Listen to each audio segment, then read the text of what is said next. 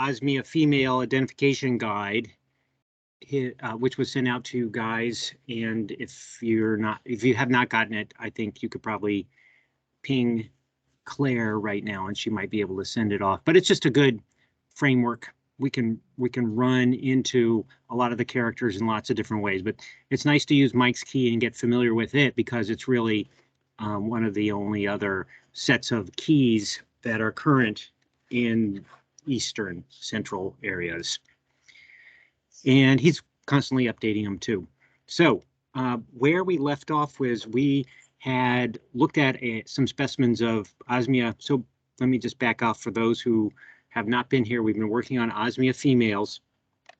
We were going through Mike's guide. We went through several species, some of which were really tricky, and we went back and forth on what that might signify and what the patterns were. And as usual, patterns in the Midwest and the West were slightly different from the East, and we had to kind of shake around in terms of trying to resolve some of that in the keys. Mike and I continue to work on identification issues with Osmia chalybea and texana, and again, did not really put a period at the end of that. We looked at basetarsal hairs in particular, with chalybea having, I can't remember now, I don't want to say, but I think one had always had dark black and the other often had pale basetarsal hairs on the underside, but sometimes didn't. So we need more specimens. I've got a bunch of specimens at the Smithsonian right now that I don't have access to, but we can come back on all these things. So we then went through bucephala. If we want to return to that, we can. But now, if we go and take a look at Osmia key female that Mike put together, and I will share my screen at this point. But you guys probably have a better gander at that document by opening up yourselves. And I also have Discover Life female guide open too. And we're always welcoming pictures, ID tips, more information that we can add to the species page, and interest in moving to the West. So we're having some conversations, and I know that I'm behind on my conversations with some of the Westerners on helping put together more Western guides. But this Monday, I did have a sit down with Karen Wright, who was on for the Melisodes keys, and we are doing it. We're working through all the female Melisodes for North America, and right now we're just talking about what the characters are and what the states of the characters and how we name that and how to be conservative about the whole thing. So something to look forward to, but it'll be probably a month before something's up. Okay, so did I share my screen? No, not completely. Here we go. And what you're looking at now, let's go actually first to the key. So there is a set of species, none of which are super common. Yeah. Sorry, can you click the enable editing in that top bar and close your navigation pane on the left in the Word document so that we can see better? Okay. Yeah. Just make the words bigger. Those are two ways you can do it. Thank you. There. And you want me to make I can change, I'll change the view to, yeah, that works. To maybe, well, let's do 200, see if that works. Okay, better.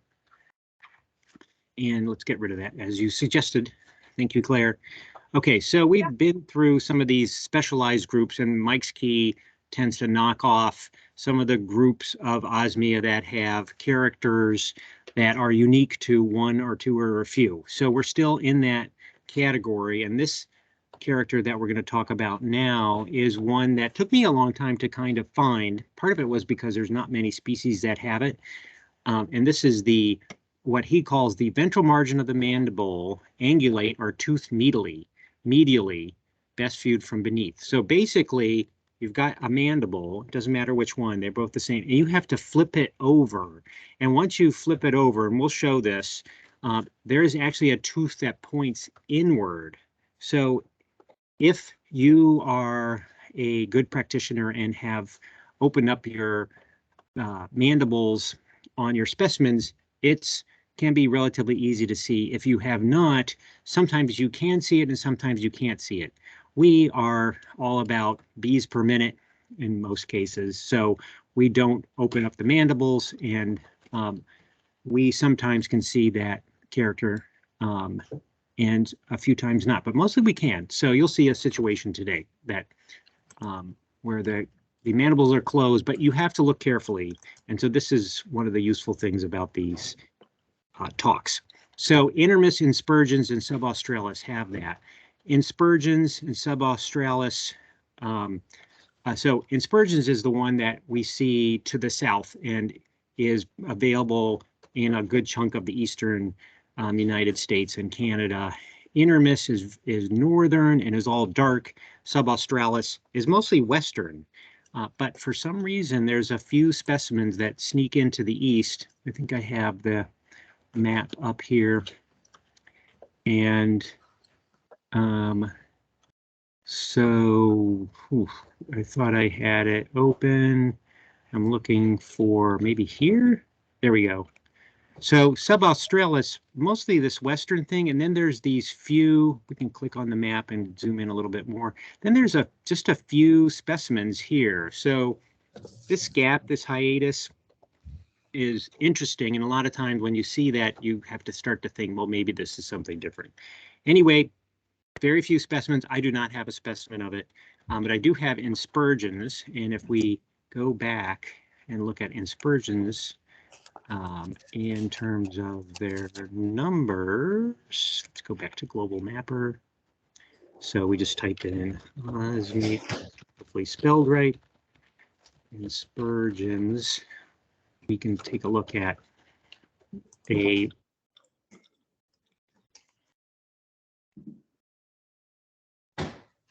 I think of it as something that shows up in mostly high quality habitats. And other than that, I don't know much about its habits. So there it is. Now the tooth, and we will go in and take a look here now. So here's what we're looking at. So here's the tongue out of focus. This is the head. There's the bottom of the eye, mandible edge right there. This is all mandible. We'll switch the mandibles are quite large. We'll switch the focus. Here's the cheek and some leg action. And what we want to do is look here. We're looking almost upside down. So here's the tongue and here's the hypostomal cavity that the tongue slots into. Later, we'll be looking at specimens, hopefully, where we take a look at this carina and ask what that carina on either side is doing as it arches back up and around.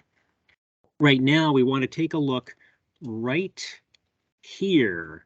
You can see there's a lot of hairs. There's this tooth. It's actually quite large, but if you look straight on, you don't see it at all, right? So you have to flip it over, and there's that tooth. And for most of the lower states in the region, you don't have to go any further. Once you see that, you know in the female that it's inspergens because there are no other species that have that. So, but the problem is, of course, you don't want to bother looking at that immediately. So once in Discover Life in particular, so in Mike's Key, you have to look at that to go on to the next stage. In Discover Life, you can do all sorts of other characters first. And if you start getting down to a smaller and smaller list and inspergens is there, then you would want to flip the specimen over and look for this big angle on the tooth. A couple other things that are here that are useful to talk about just because it presents. So here's the base of the mandible here, all kinds of muscles and condyles to make the mandible open and close.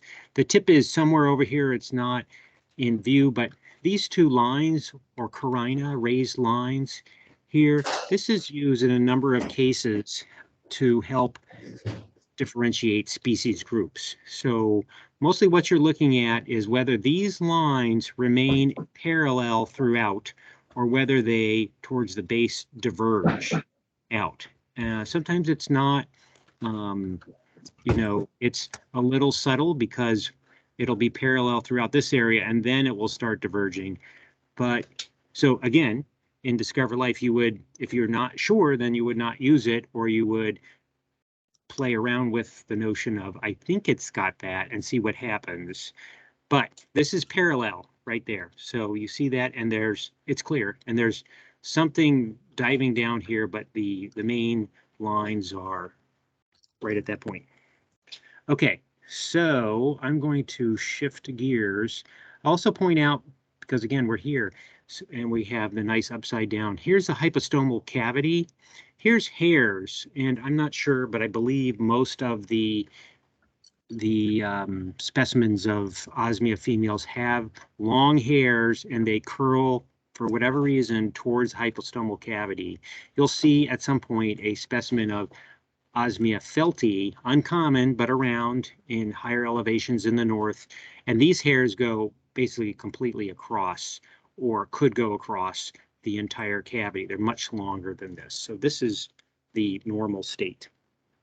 All right, let me just, because we have this specimen here, I'm going to shift its view a little bit, and so you can see from the top. I don't know that we need to, because that defines inspersions. You don't need to see a whole much more. This one also does not have an abdomen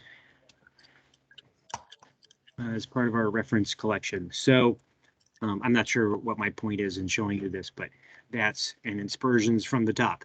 So let's go back to Mike's key here. So this section here would 11 through 12 would define the species. He talks here, this is just good to review because again, the spacing of the teeth on the mandible are different among the different species, and so sometimes the relative distances are useful. So here he says, and this is for defining inspersions versus subaustralis, which we don't have specimens of.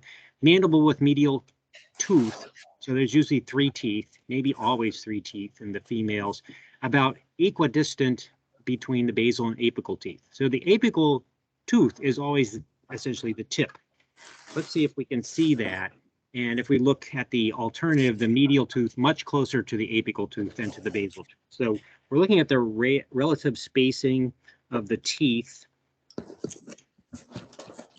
And I'm going to go back to my view. And I hear some paper crinkling. And see if we can get a view of the mandible teeth here and make some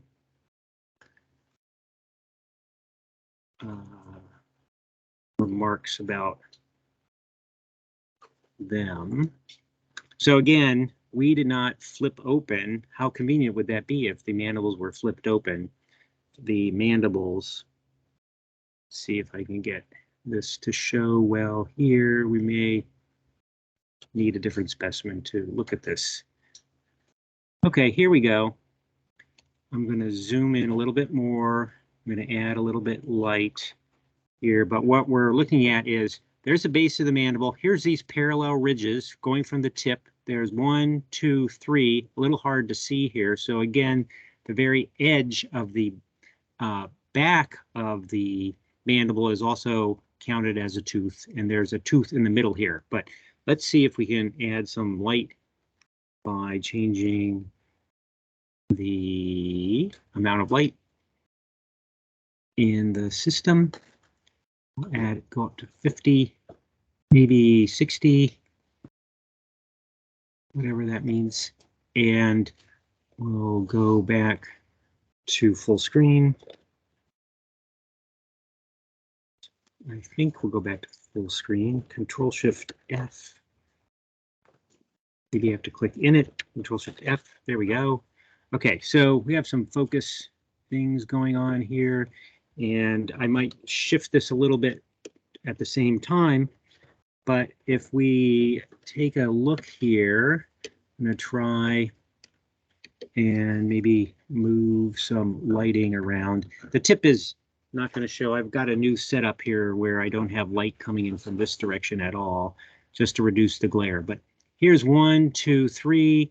If we move this a little bit more, so Mike is saying this should be, this tip, if you measure here to here, which we could, but I'm not going to on this fancy system, this should be about equal.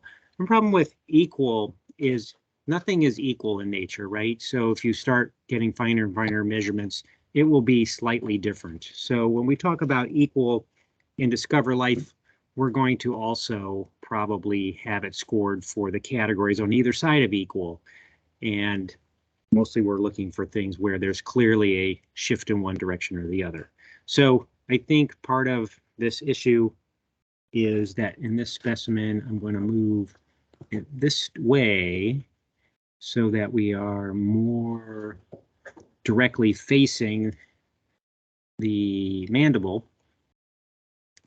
And in my mind, this tip here is a little bit closer to that one than to the basal tooth. Let's see if we can go up one. That's as far as we can go there. We still may be looking at an angle, and it's definitely inspersions. So I don't quite know what to say. But again, it might be an illusion because of the shapes of the teeth. And this is another place where how nice it would be to have access to a collection where you had examples of inspersions versus subaustralis. Okay, so we're going to, let's see, Scopa pale, anterior face of T1 shiny. So the here clippy, so on the clippius of Osmia are often some interesting features to, I would say, probably catch and scrape pollen as they come and go. This one mentions, and a lot of times, and I think this is true because it's true in birds, but I don't know. Actually, I don't know. But often a dark hair is tougher than a light hair. And so some of these areas that require toughness and you want more abrasion resistance, in addition to getting thicker, they get darker. Now, is that true? That's true in birds, but is it true for insects? Someone could put that into the chat. That would be interesting. So what we're looking for is clippius apically with a thick brush of brownish hairs, unlike hairs elsewhere on the face. So let's take a quick look at that. So that shows up pretty regularly. I can think of several other species that also have that kind of feature. So it's mentioned mostly not as a global character, but in these this versus that sorts of things. All right, so to get into here, find our specimen. Got it pretty light, but you can see here, first of all, the mandibles are relatively massive, and Mike at sometimes will talk about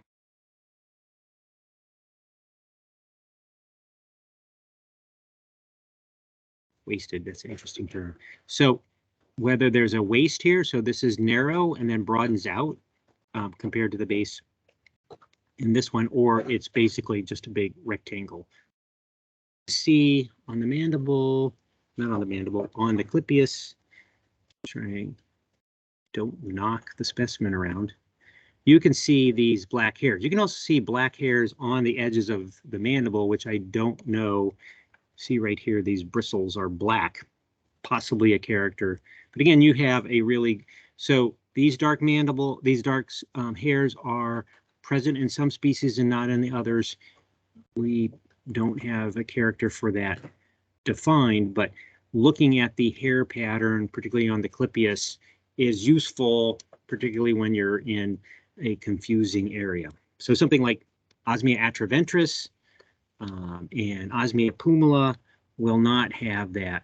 And you can see light colored scopal hairs on there.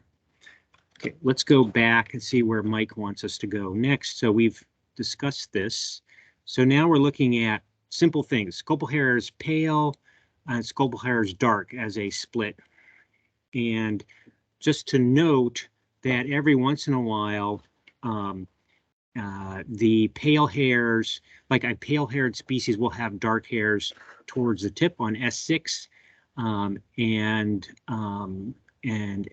not so much if you have dark hairs throughout S2 and 4. You largely don't have light hairs elsewhere. But mostly when we talk about light hairs, we're talking about the bulk of hairs on the lower sections of the abdomen. So here's a big split, and we're going to now end up looking here. And so here's a tricky one, and actually so tricky that I don't usually even can see this. So hind coxa with strong longitudinal carina under the interventral angle.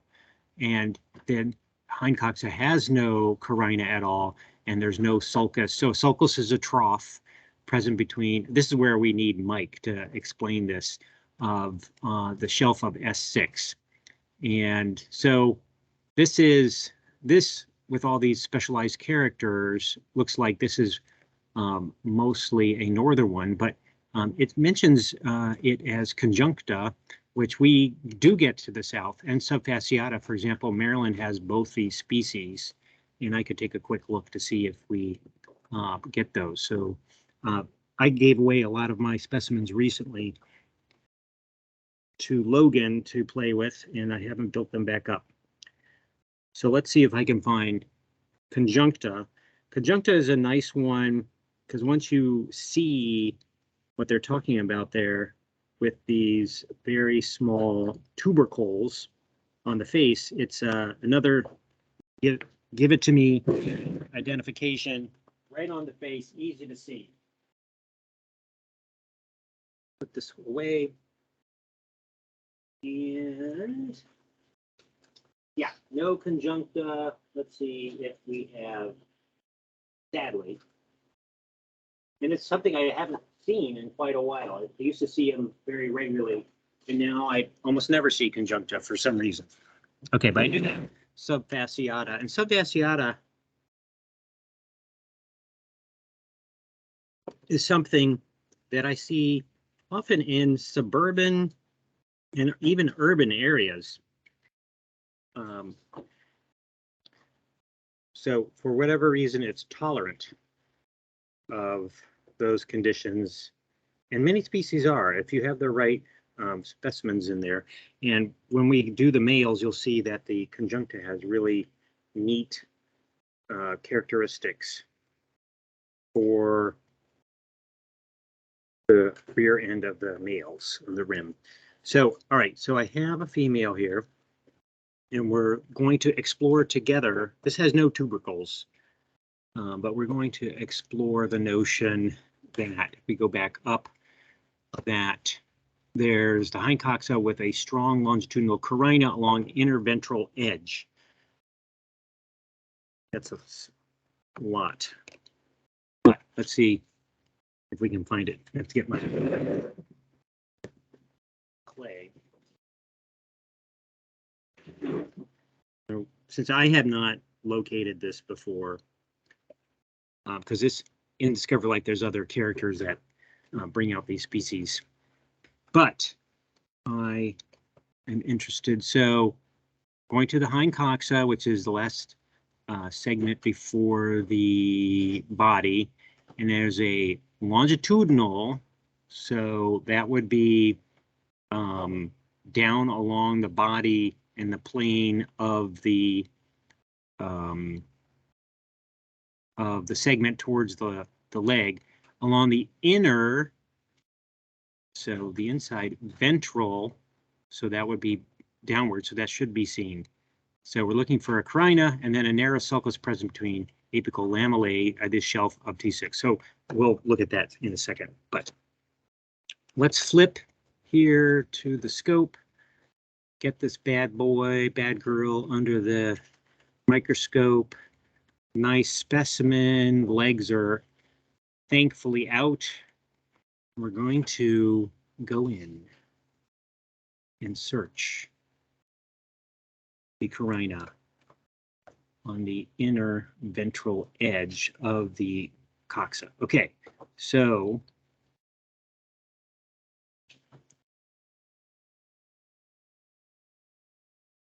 it goes coxa, trochanter, doing two things at once. Coxa, trochanter, and then femur. So what are we looking at here? So we're looking at, oh my God, is that a thing? So here is, here's the femur, here's the trochanter, here is the coxa. That could be the inner ventral carina. We'll have to look at. And so this is its pair over here. So compared to other lines, it's not so dynamic. We're at the highest magnification here, but I'm going to say let's keep an eye out for that. And it might, so you can see here these two angles. So perhaps what we're looking at is a sharp edge versus a rounded over edge on that transition from the top to the bottom. So this would be the ventral side. I believe even, yeah, it would have to be the ventral because this is facing down when the specimen is flipped. And over here is the other side. So let's keep that in our minds. And then the next set of specimens, we'll try and find that. Now let's look for this sulcus, this trough. This is exciting because I don't look for these things either. And what we're looking for, narrow sulcus, present between apical lamellae, so that's the shelf that's most obvious of T6, and the body of T6. Presumably running along the side. I've got to flip the specimen over, move its label out of the way, go back to, I have to also talk myself apparently through whatever I'm doing. So there's the back end of the specimen. I think we have to bend it over a little bit more. Take it down all the way to there. So yeah, we really have to see, just like in megachile, you can see a rim, and then there's actually another rim below that. That is the rim or edge. That is the edge of the specimen, edge of the plate. This will be more obvious. I also need to magnify this more. And I'll probably take down the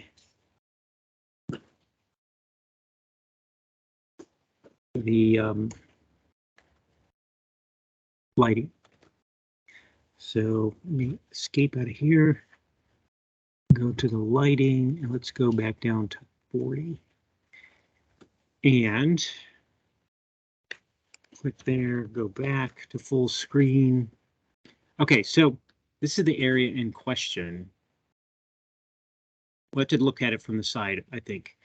So if we're looking at this, these are all, this is T6, what she's talking about. Here is a rim. I'm not sure if we're looking at a secondary rim here, but I feel like this white area is S6, the partner on the underside of this one. So let's take a look on the side here.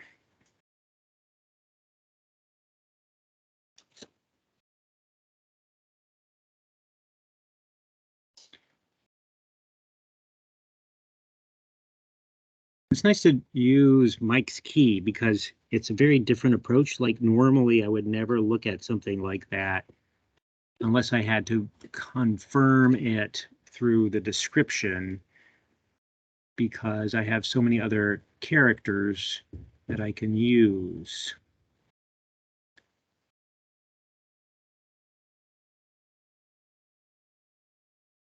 All right, it's not exactly.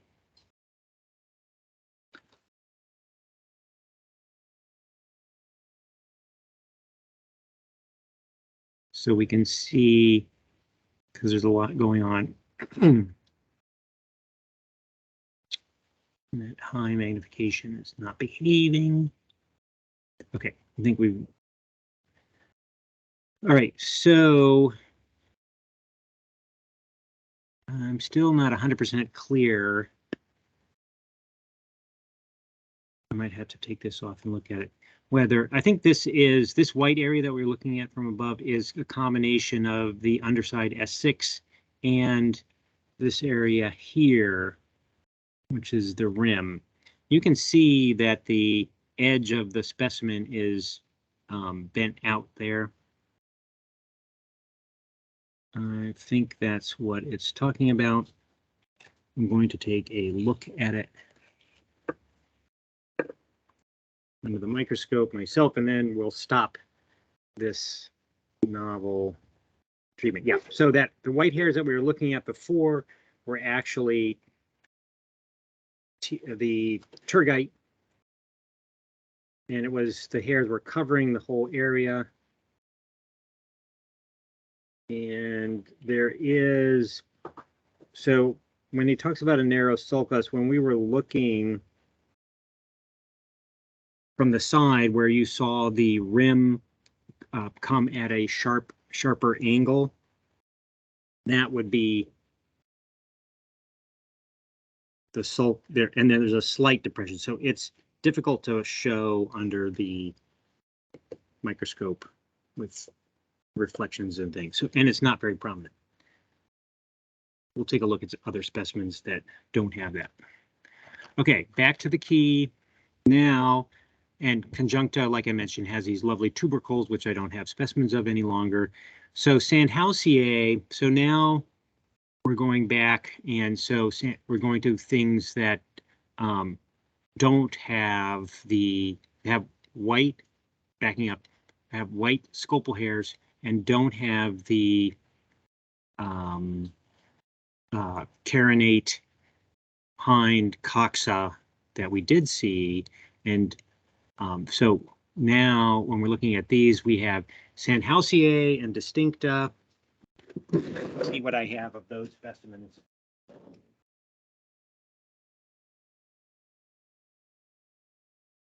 Sandhausiae is a species that both Mike and I think of as sand specialist, mostly, maybe entirely seeing them only in deep sand areas. Take a look at this specimen here. And when I'm looking at them, a specimen, and what I'm going to look at that makes me think, oh, this could be Sandhausiae, is the degree of pitting, which we'll show here first, and then we'll get into some gory details. The degree of pitting on the back. It is really, really crowded. Okay, and so trying to get to the microscope. Here we go. And we're up too high. I'm going to zoom it back down. My anchor is just talking about what I'm doing, realizing. Okay, so if you take a look, we can look at other specimens too, but I think we've seen this before. We take a look at this pitting pattern.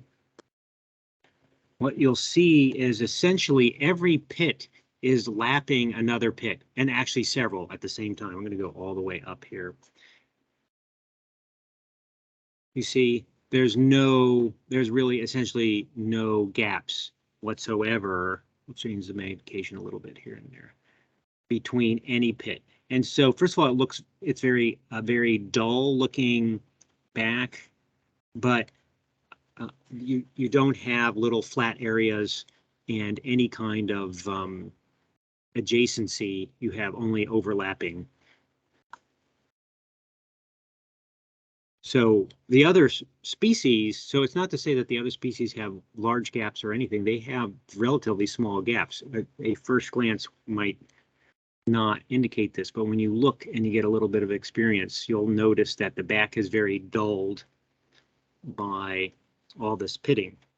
Now, when we go to Mike's key, so he's brought us here in a different manner. So this is going to be an opportunity to look now to see whether the carina on the hind coxae are not carinate and what that looks like, and we can look for the sulcus 2 on T6. So here, though, is another character that is just for Sandhausiae, which is the carina, so the raised lines on the mandible that we showed that were parallel in the first specimen. in sturgeons, these diverge basally.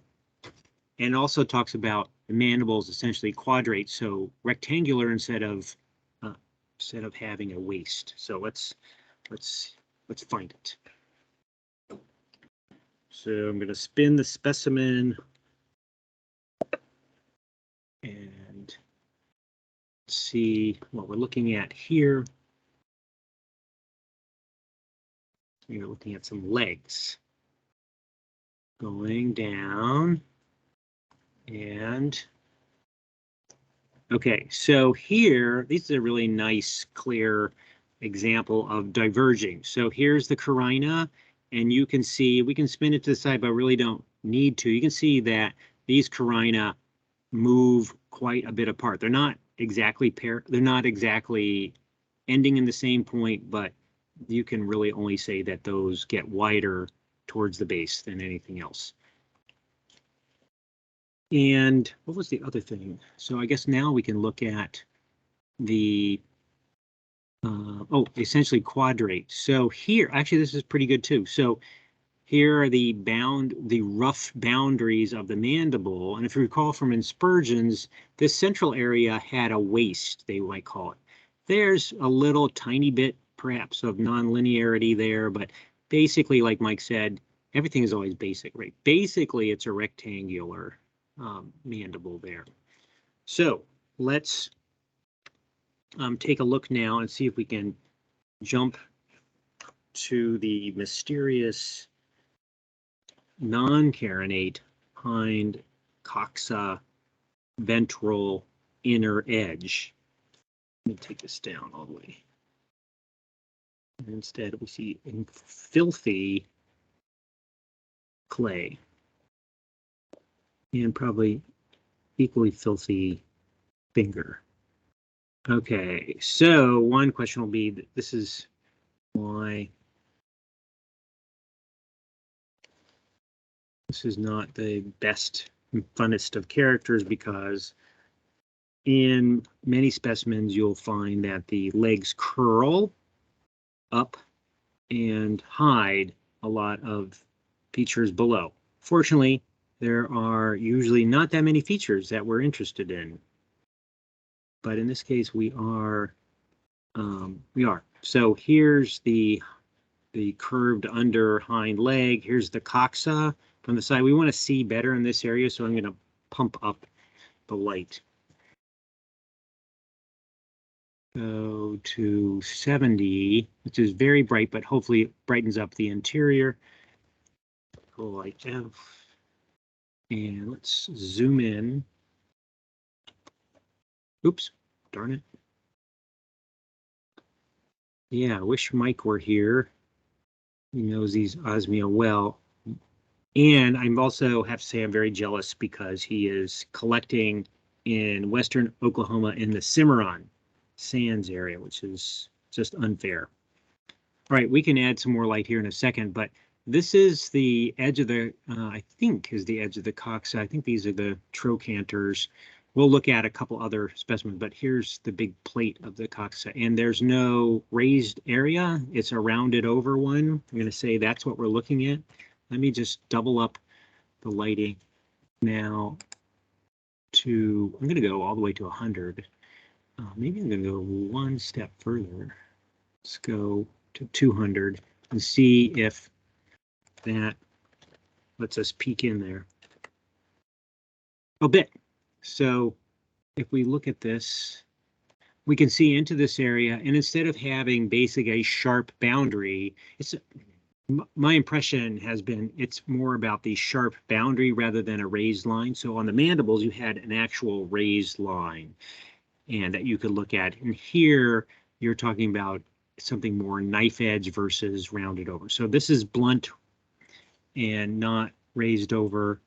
And so we'll try to take, this has also got a lot of leg action going on here. And so it's not the best of looks. So we'll come back and look at that again at some other specimens. I think almost none of them have that carinate edge. But now I'm curious. Okay, let's look at the sulcus now. I'm going to keep the light up just in case we need that. So theoretically, the rear end of this specimen, let's see, how do I want to do this? Do it vertically down, is, woof, that is a lot of light.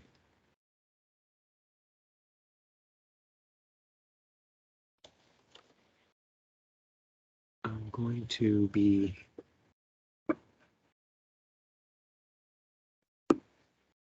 more prominent.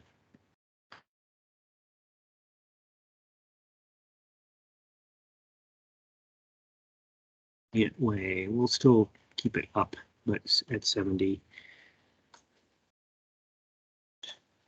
There's the specimen.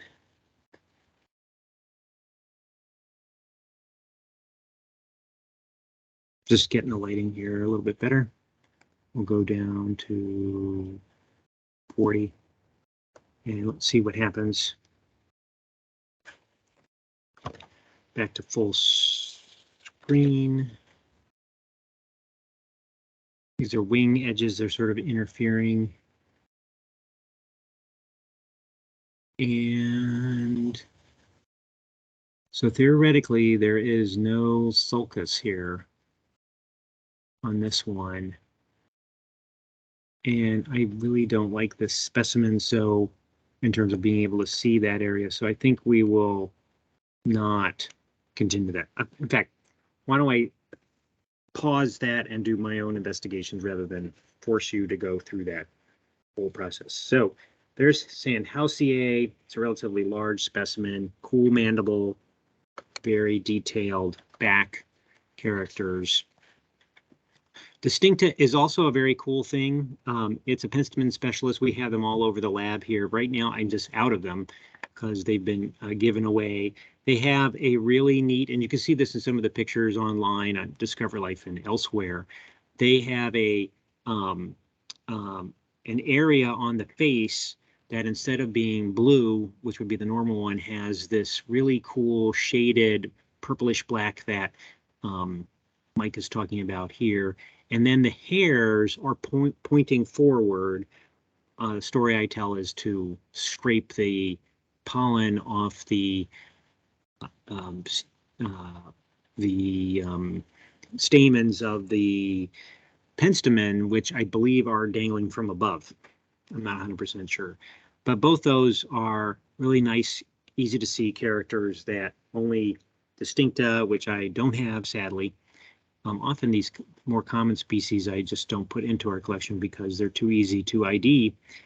And so let's see what else we have here in terms of next things to look at. We are getting into more and more details here. Contiguous or nearly so. Clipical margin entire with a small narrow notch, which Inspergens has too. So normally we can show that on Inspergens. But let's see what their species they're talking about here. Chordata, I don't have a specimen of anymore. Pumala and albaventris. So now we're getting towards the end of the whites, and then we'll get into the blacks, and we're getting into some of the trickier things, albaventris versus pumala. And so we have oh, and this, he doesn't have the back ones. I believe this is, from this point on, is, yeah, these are black species. So we're at the end of the whites. So here, Calminthiae is a specimen, a species from Florida, which actually I just saw some, thanks to Tim, but I don't have them on hand. And we have Chordata. I just want to take a quick to see if I have a Chordata.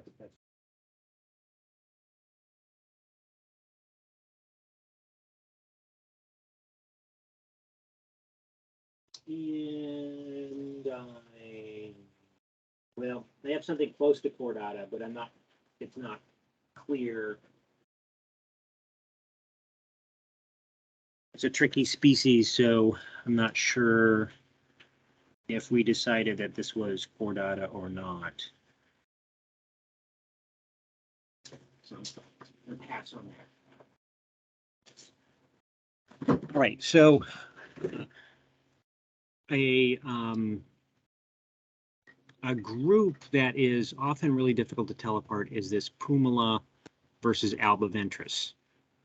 So in pumila is incredibly common. In albiventris, you start seeing that towards the north or into the Appalachian Mountains a little bit. So let me pull, let's see if I have albiventris.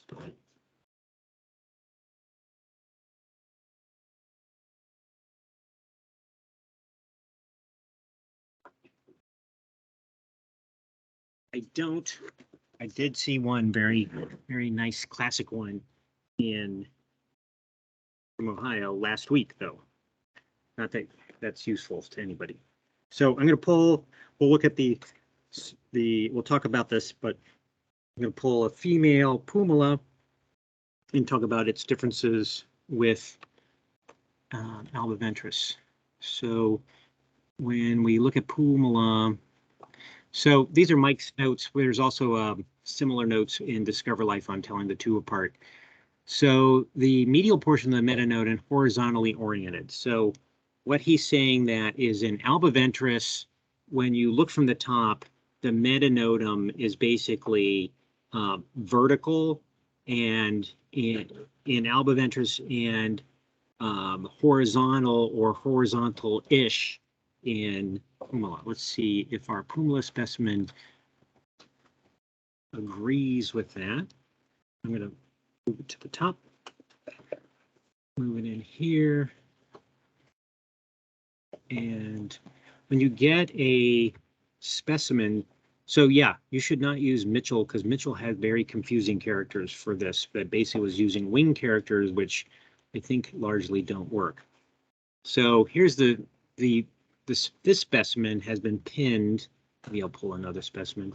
Has been pinned through the scutellum relatively far back. Let's see, but you can see here the metanotum, which is behind it. So no, it's pinned through the, sorry, it's pinned through the scutellum, scutum, and here's the metanotum behind it. It just looked like there was a crease in there, and it's a little bit difficult to see, but the metanotum would be there. Let me get a different specimen to better denote that character.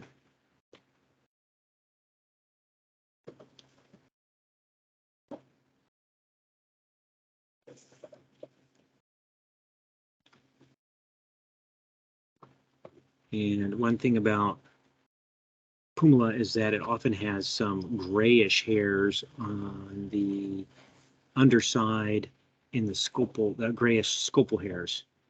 So again, here's the pin in the scutum. There's the pronotum. We have less of an issue here with the shininess or hairs obscuring things. And the metanotum is below this and is usually just a set of lines. It's, again, not a character I use very much, so I'm not seeing it really well here. Let's look from the side.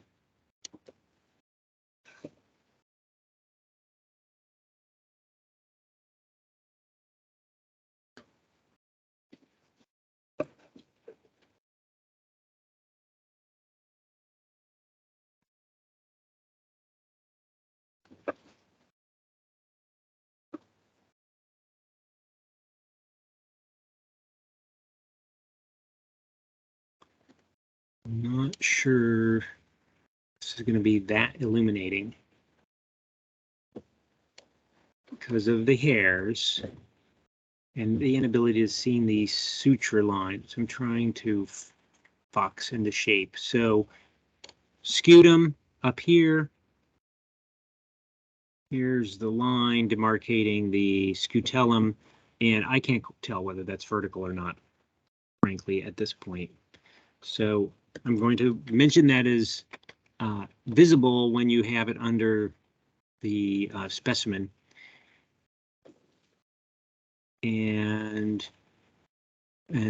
So he's also looking here in terms of pumila the punctures are pitting on the upper anterior portion of the pleura, separated by about 1 pit diameter. So the pleura is another name. So mesepisternum is the one that we mostly use. Pleura is mostly, I think of it as sort of a Mitchell character name, but it's the plate on the side of the specimen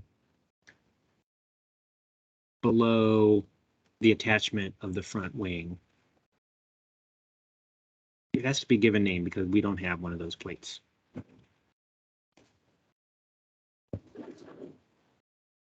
Okay, so this is a good shot of that. A little bit of light. I don't think it's going to matter that much. I'll just run it all the way up. And there's extra reflection here, but so here is the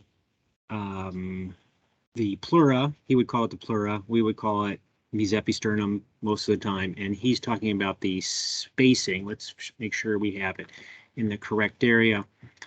So pitting on upper anterior portion of pleura. So anterior would be the part that faces. So we're looking at the lateral portion of the pleura, right? So we need to change that perspective and separated by about 1 pit diameter. Then it says puncture is becoming much more dense, almost confluent on mid to lower portions of pleura. So mid, I think he's also referring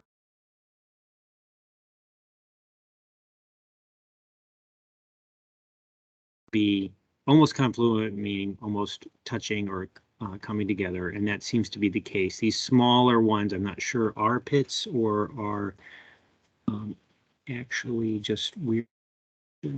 No, I guess there's just a smaller set of pits, but they're basically not overlapping like we saw before, but touching. So now, when we talk about the anterior edge, what we're going to be doing is we're going to be shifting, and here is the lateral face. He was talking about mid to lower. And the anterior face is a short section that turns off of the lateral face and before it hits the pronotum area. So there's a small area there, but a lot of things going on in that area because the legs often tuck up in there. So we're going to spin the specimen about 45 from what we were looking at before and see if we see this wider spacing. So orientation, here is the wing. Below the wing is the mesepisternum or pleura. Here's the lateral face shaded in a darker color, and this reflecting area is the curve, and here is the anterior face. So what Mike is saying is on this anterior face, there should be, this is why we need Mike here in the upper part, see greater spacing, which I really don't. I see basically pretty tight spacing. What if, for whatever reason, we actually have an albiventris? But where's this from?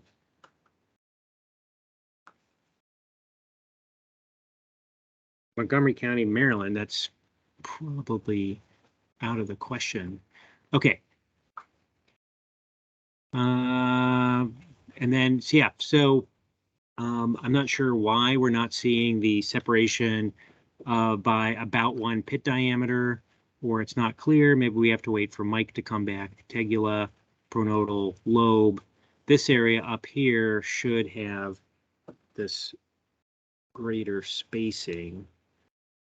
We have a slightly different set of things in Discover Life, but a lot of it's based on Mike's work, so not sure what's going on there in terms of looking at albiventris, and I don't have a nice albiventris with me. I'm going to switch to one more specimen just to see if this pleura thing shows up in it. And where is this one from? This one is from Maryland, but let's get a different county at least.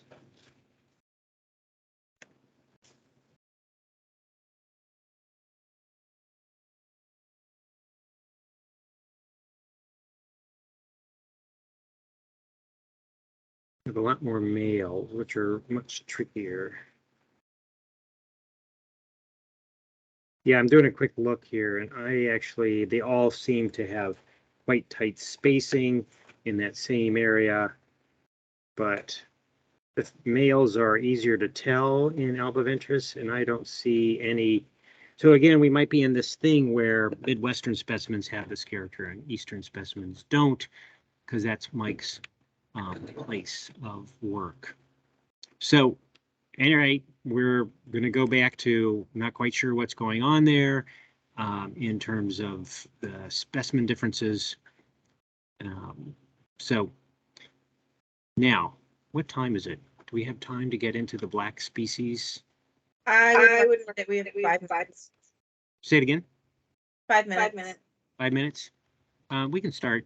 In the black species are useful because unlike the males, which often in the black and the white species look super similar, you at least get that. Let me show you Felty. So Felty has these hairs, which we'll see about later, but here he's talking about lower portion of gena and postgena with long, dark, strongly curled hairs, and they basically are long enough that they go across the whole segment. And the Malus terminating a long, stout spine, robust, dark blue species. Mountains in the north. And I have one specimen.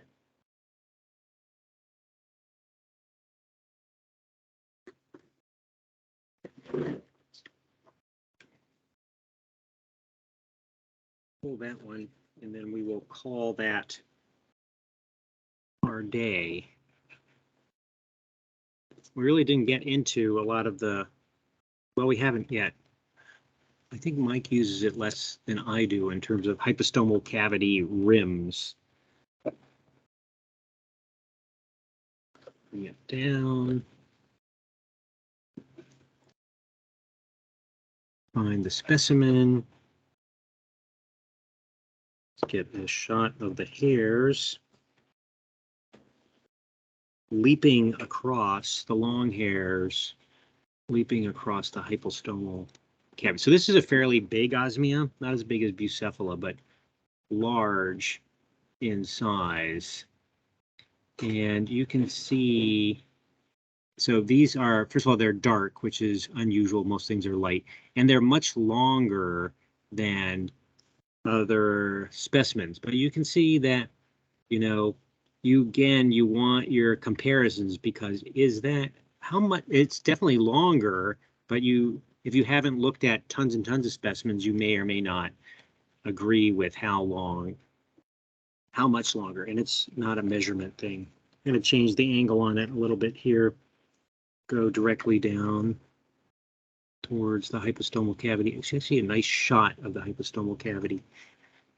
And we can talk about the carina here. So the hairs are, if we're looking from top, would be below.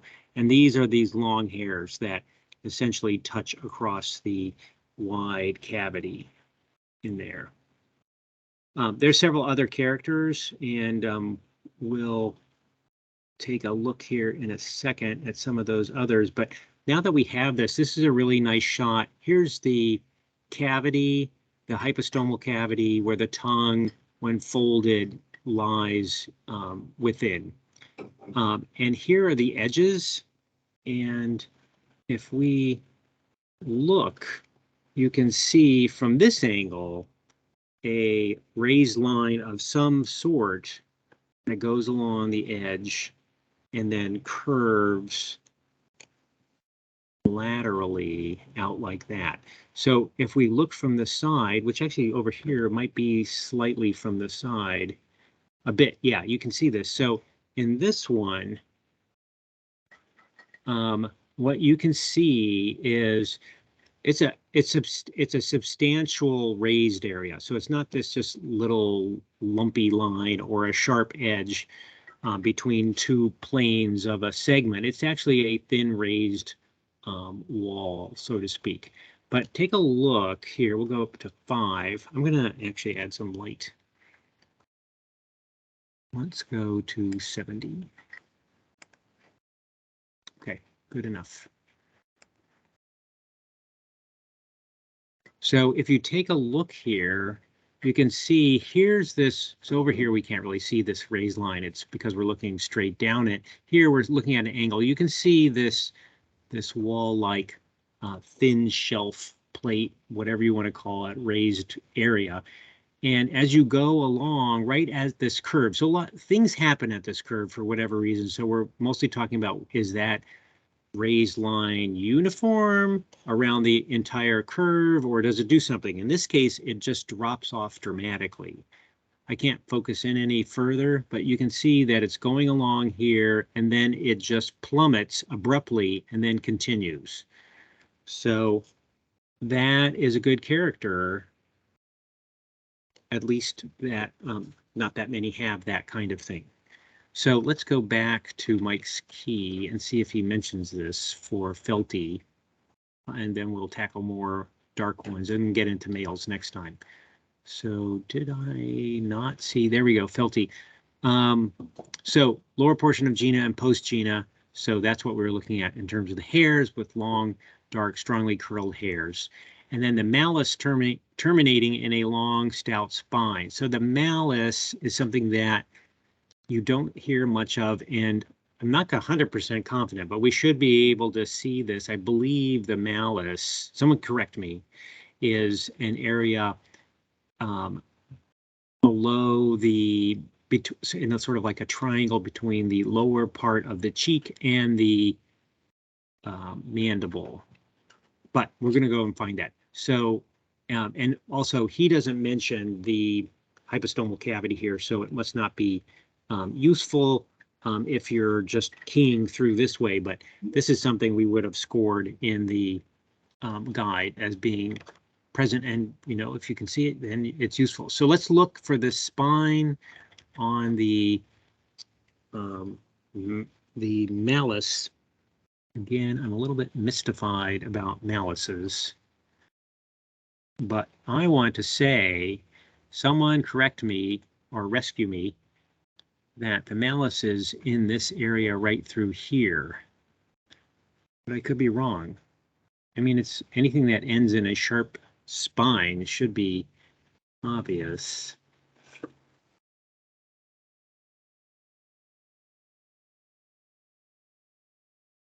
These things.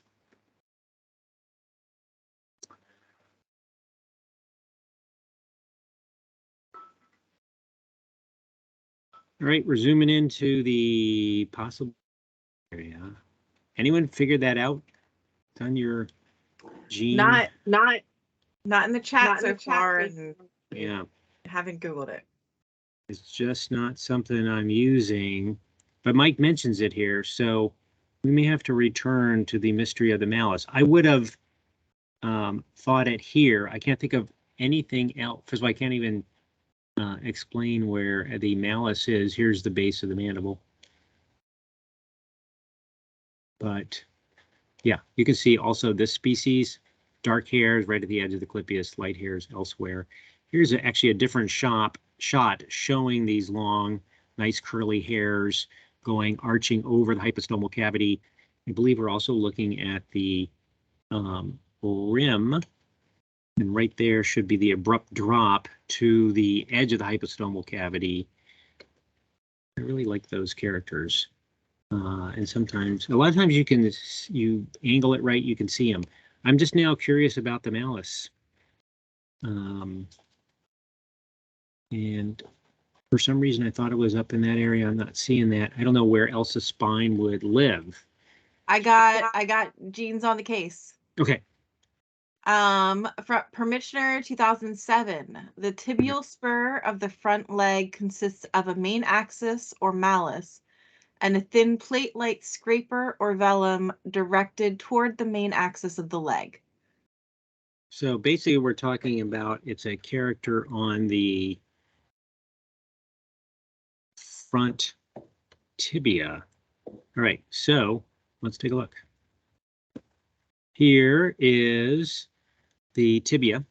Okay, there's the basotarsus and the tarsal segments. This is the front leg. We may have to, so a lot of times you can't see tibial spurs because they're on the back side or projecting, but sometimes they stick out. I am,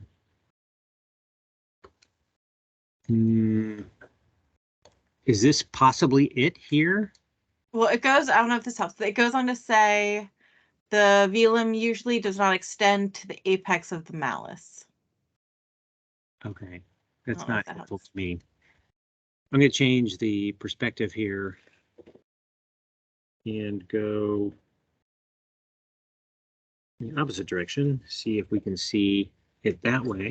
Take it down. And just as a time check, it's 5 minutes after 2, but okay, I'm all right. I'm good to be here. Great. Okay, good. Thank you, Claire. We are. Oh, there's some action here now on the underside of the front leg. So there's the other legs. I don't know that I've ever looked at these.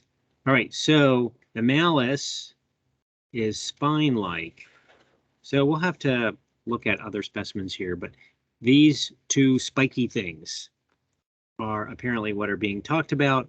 What is the contrasting? Let's just flip over to Mike's key here. So when he's talking about felty, and the opposite, malar spine, small if present, smaller, less robust form, so smaller species. Here's mostly straight, so for bodies pale. Malar spine, small if present. So I don't know, having not really looked here. These do look like things I don't see. So I don't know if both are. He said it seems singular, right?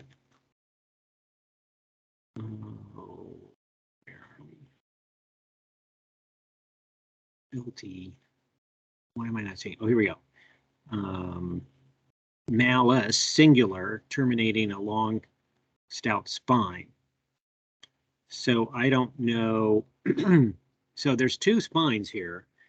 And again, sometimes one of these is considered a spur and the other is considered to be simply a spine. So apparently we should all do our homework now and look at the front tibia of osmias that are not felty and take a look at what's going on underneath there.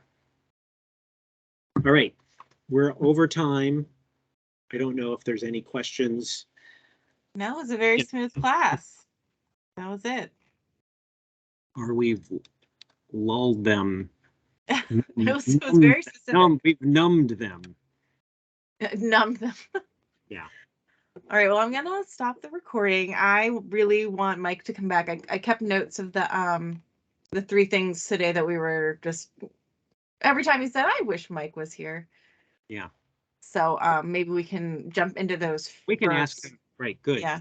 Thank you for doing that, Claire. We could ask questions to Mike afterwards about some of these little species groups that he's much more familiar with. And like we did last time, drill into some of this regional differentiation problems. Mm-hmm. And you're getting compliments in the chat. Impressed by your microscope skills, Sam. Oh, well, it's a new microscope. Yeah, and Anne really likes it. Anne was saying the new microscope makes it so light and beautiful images. Yeah. Yay. Well, thanks back to Craig. I probably was using his microscope just inappropriately because I had a Nikon rep come out and give me some training of some kind. Although it was very quick. It was like, oh my God, I'm not going to remember this. But I just remembered that it was possible and then I had to refigure it out. And now we have vellum paper, so even better. Good. Yay.